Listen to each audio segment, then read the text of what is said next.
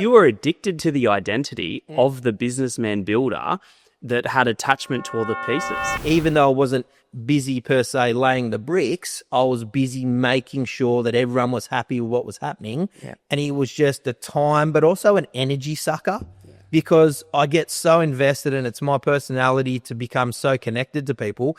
If they're going through it and it's hard and it's stressful, it comes on to me. So I always wanted to be there to say, hey, we've got this, we can sort this out. By the time I kind of had time to get back and think, I was exhausted. But that's more the motivation for you, isn't it? Like that should have been the motivation to go into the development sooner. Correct. But it was those constraints around like conditioning and the unknown and all of that that sort of held you back. Is that fair? Yeah, and look, to be honest, I think that just my mental capacity was full. Yeah. It's not until I started with Ryan and was like, right, we got 2 hours to talk about this. I go on holidays and Brooke, my wife, she's like, he's just going to sleep for 2 days. Yeah. And then after that, then he's here. But that's when the thought started coming in. And it's funny now that I'm not as busy per se with sites. I actually have so many more clarity because I've got time to think. It was crazy, like with the constraints and the conditioning, right? When we first met, I looked at it objectively because he had an empire, but he was doing estimating. Yeah. You're doing estimating, you're doing quoting, you're doing selling,